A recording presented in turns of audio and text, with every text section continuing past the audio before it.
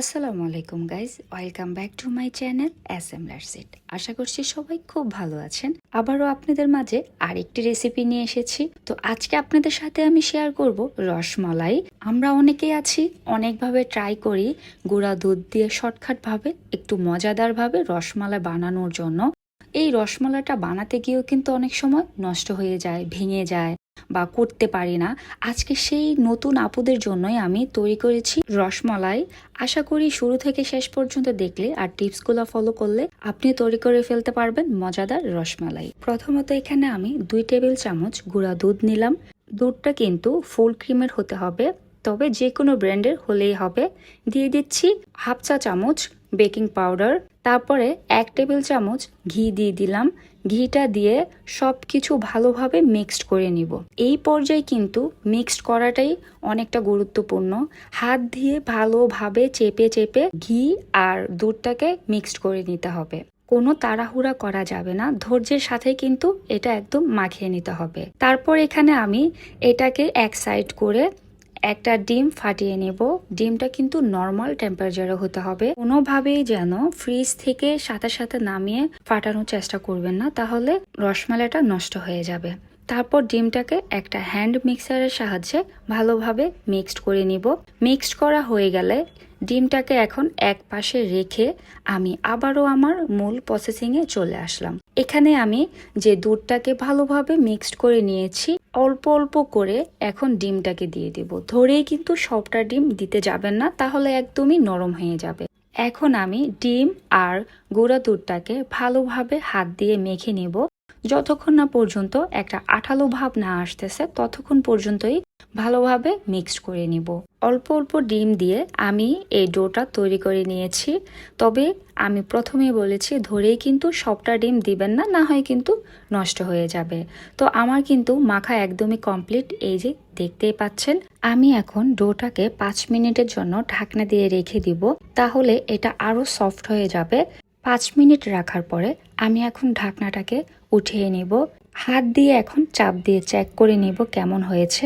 এই যে দেখেন, হাতে কিন্তু একটুও লাগতেছে না, ভালোভাবে সেট হয়ে গেছে। এই পর্যায়ে এসে আবারও একটু হাত দিয়ে মথে নিব। এখন আমি আঙ্গুলে একটু ঘি লাগিয়ে নিব, যেন খুব সহজ হয়ে যায় গোল গোল শেপ করতে। তো একটু একটু করে ডো নিয়ে বল আকৃতির মতো করে নিব। আপনারা চাইলে আপনাদের পছন্দ মতো যে কোনো শেপ করে নিতে পারেন। যদি দেখেন ডোটা অনেকটা হার্ড হয়ে গেছে, তাহলে এই পর্যায়ে এসেও কিন্তু একটু ডিম দিয়ে আবারও ভালোভাবে মাখিয়ে নিলেই হবে, কোনো সমস্যা হবে না। এই যে আমি তৈরি করে ফেললাম, দেখেন একটা বল আকৃতি। আপনারাও আপনাদের মন মতো করে নেবেন। একে একে এভাবে করে আমি সবগুলা বল তৈরি করে নিব। আমি টোটাল 12টা করেছি। আপনারা চাইলে আরো ছোট শেপ দিতে পারেন বা আরো একটু বড়ও করতে পারেন। এখন এখানে আমি চুলায় হাঁড়িতে হাফ কেজি পরিমাণ দুধ দিলাম। আমি মিল্ক ভিটা দুধটা ইউজ করছি, আপনারা চাইলে যে কোনো দুধটাই এখানে দিতে পারেন। দুধটা যখন ফুটে আসবে একটা চামচের মাধ্যমে নাড়াচাড়া দিয়ে নিব। দুধটা কিন্তু কোনোভাবেই ঘন করা যাবে না। তো এখানে আমি 2টা এলাচ দিয়ে দিচ্ছি। এলাচ দিয়ে আবার একটু নাড়াচাড়া দিয়ে নিচ্ছি। তারপর দুধের বলগুলো এখানে আমি দিয়ে দিচ্ছি। এ পর্যায়ে এসে কিন্তু আমি কোনো রকম চিনি এখন ব্যবহার করিনি। আপনারা চাইলে কিন্তু প্রথমেই ব্যবহার করতে পারেন, তবে আমি যখন ফুটে আসবে আর বলগুলা যখন একটু বড় হয়ে যাবে তখনই আমি চিনিটা এখানে ব্যবহার করব। মিষ্টিগুলো দিয়ে একটু আলতোভাবে নাড়াচাড়া দিব, তবে বেশি জোরে দিতে যাবেন না, না হয় কিন্তু ভেঙে যাবে। তারপর এখানে আমি ঢাকনা দিয়ে দিচ্ছি আর অপেক্ষা করব যতক্ষণ না পর্যন্ত হয়ে আসতেছে। যখন দুধটা ফুটে যাবে আর মিষ্টিগুলা উপরে ভেসে উঠবে, তখনই পাতিলের দুপাশ থেকে আলতোভাবে একটু নাড়া দিয়ে নেবেন। আর যদি কোনো ফেনা ফেনা ভাব উঠে, ঢাকনাটাকে আলতো করে একটু উপরে উঠিয়ে নেবেন। তবে কোনোভাবেই কোনো কিছু দিয়ে কিন্তু নাড়তে যাবেন না, তাহলে কিন্তু ভেঙে যাবে। দুপাশ থেকে আলতোভাবে একটু একটু করে নাড়াচাড়া দিয়ে বাবুলগুলা অফ করলেই হবে। 3 থেকে 4 মিনিট জাল করার পরে আমি এখন ঢাকনাটা সরিয়ে নিব। এই পর্যায়ে এসে এখন আমি চিনিটা দিয়ে দিব। এখানে আমি 3 টেবিল চামচ চিনি দিলাম। আপনারা চাইলে আপনাদের পছন্দ মানে স্বাদ অনুযায়ী চিনিটা এখানে ব্যবহার করবেন, যে যতটা মিষ্টি খেতে পছন্দ করেন। তো চিনিটা দিয়ে এখন এই পর্যায়ে আলতোভাবে আবারও একটু নাড়াচাড়া দিয়ে নিব।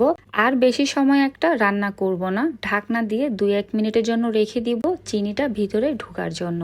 আমি প্রথমে বলেছি আপনারা চাইলে কিন্তু শুরুতেও চিনিটা ব্যবহার করতে পারেন, তাতে কোনো সমস্যা নাই। কিন্তু যারা কখনো ট্রাই করেননি, বানানো হয়নি, তারা আমার মতো আমার প্রসেসটা ফলো করতে পারেন।